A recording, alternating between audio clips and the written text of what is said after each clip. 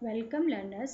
आज हम बात करेंगे हिंदी व्याकरण शिक्षण के विषय में। यदि आपको मेरी वीडियो पसंद आती है तो मेरे वीडियो को लाइक एंड सब्सक्राइब कर दीजिए ताकि ये अगले वीडियो का नोटिफिकेशन आपको मिल सके। तो आइए बात करते हैं हिंदी व्याकरण शिक्षण के कुछ मुख्य बिंदु पर, जिसके तहत हम बात करेंगे व्याकरण शिक्षण का अर्थ एवं परिभाषा, व्याकरण शिक्षण के उद्देश्य, व्याकरण शिक्षण के प्रकार, व्याकरण शिक्षण की विधियाँ। सबसे पहले बात करते हैं व्याकरण शिक्षण का अर्थ व परिभाषा के विषय में। भाषा विचार विनिमय का सर्वोत्तम साधन है। भाषा के शुद्ध प्रयोग तथा उसके नियमों की व्याख्या करने वाले शास्त्र को ही हम क्या कहते हैं? व्याकरण कहते हैं। किसी भी भाषा शिक्षण में व्याकरण का अत्यंत महत्वपूर्ण स्थान है।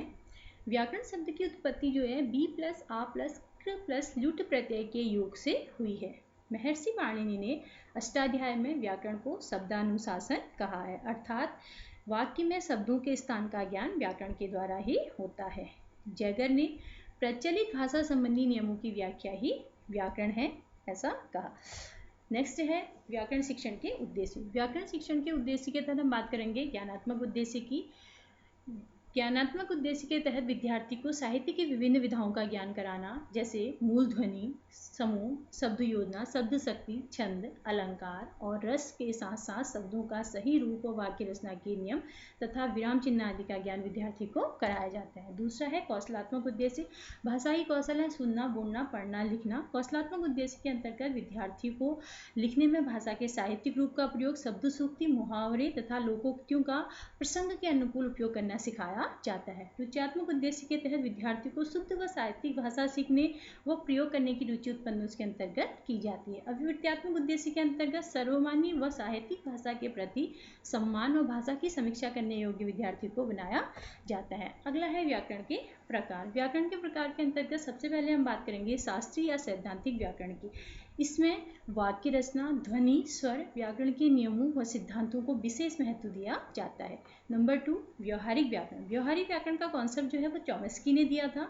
चॉम्स्की का मानना था कि नियमों की अपेक्षा व्यवहारिकता को अधिक महत्व दिया जाना चाहिए, क्योंकि हम व्यवहार में व्याकरण का उतना उपयोग नहीं करते हैं, फिर भी हम अपने संप्रेषण को प्रभावशाली तरीके से कर सकते हैं। नंबर 3 प्रासंगिक व्याकरण।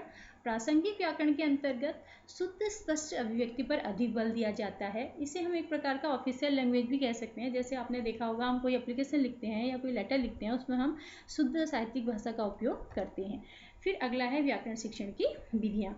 व्याकरण शिक्षण की विधियों के तहत हम सबसे पहले बात करेंगे निगमन विधि की या डिडक्टिव मेथड, जिसे सिद्धांत विधि भी कहा जा सकता है या इसे नियम उदाहरण विधि के नाम से भी जाना जाता है।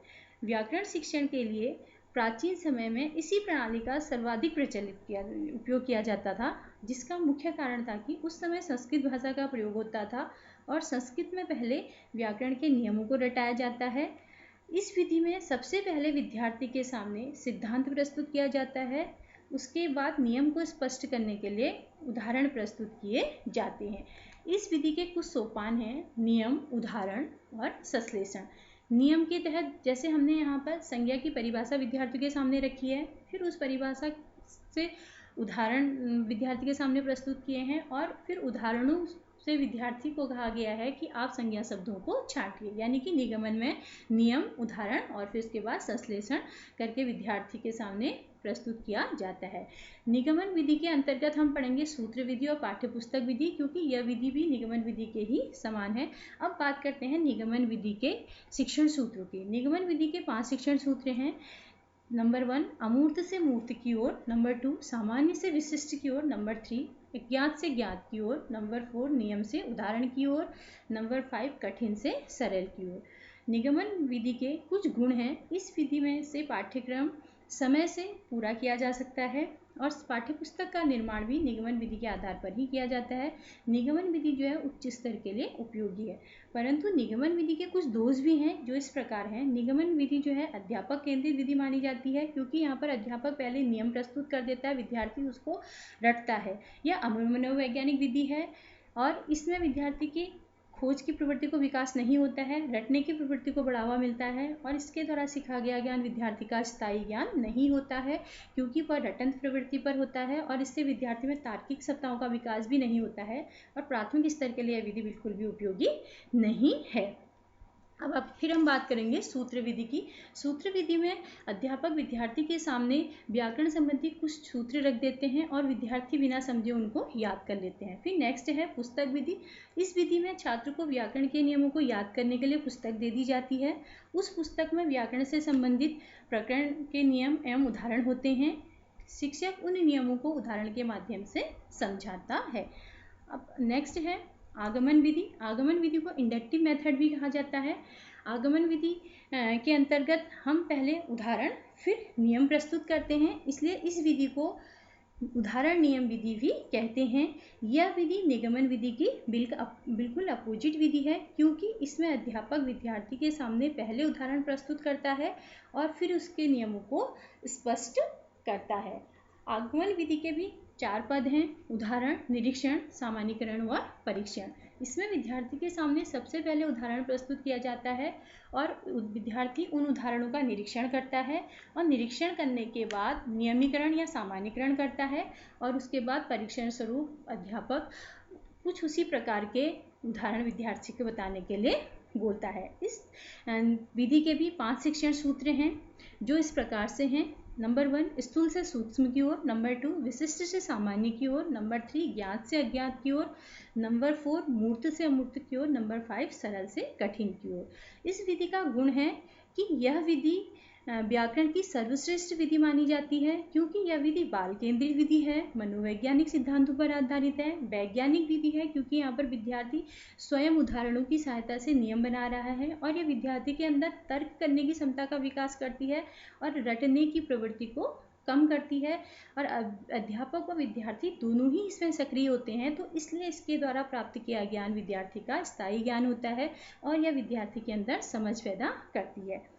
अगला है इस विधि के दोष। इस विधि में भी कुछ दोष हैं, वो इस प्रकार हैं: यह विधि में के द्वारा पाठ्यक्रम हम समय से पूरा नहीं कर सकते हैं और अधिक समय में कम ज्ञान हम इसके द्वारा दे पाते हैं। पाठ्य वस्तु का निर्माण इस विधि के द्वारा नहीं किया जा सकता है। नेक्स्ट है प्रयोग विधि।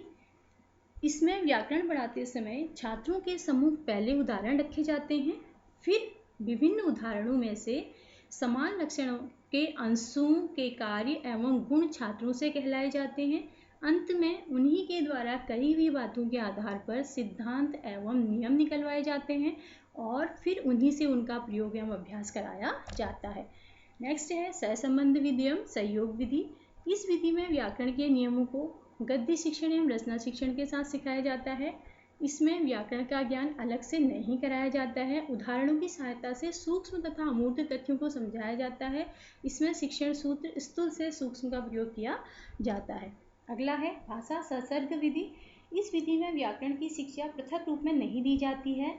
इस विधि में छात्रों को व्याकरण संबंधी पुस्तकों का अध्ययन के लिए दे दी जाती हैं और विद्यार्थी उनको पढ़कर ही व्याकरण का ज्ञान सीखते हैं। यह प्रणाली भी भाषा शिक्षण के लिए पूर्णतया उपयुक्त नहीं है।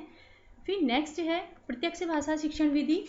प्रत्यक्ष भाषा शिक्षण विधि को भाषा शिक्षण की एक उत्तम विधि माना जाता है, क्योंकि यह एक मनोवैज्ञानिक सिद्धांतों पर आधारित है। इस विधि में भाषा शिक्षण को अनुकरण के आधार पर सिखाया जाता है, अर्थात कहा जाता है कि पहले बालक को शुद्ध भाषा बोलना सिखाना चाहिए और बाद में व्याकरण, क्योंकि इसमें ही स्वाभाविकता है, क्योंकि विद्यार्थी भाषा को हमेशा अनुकरण के द्वारा ही सीखता है। फिर अगला है खेल विधि।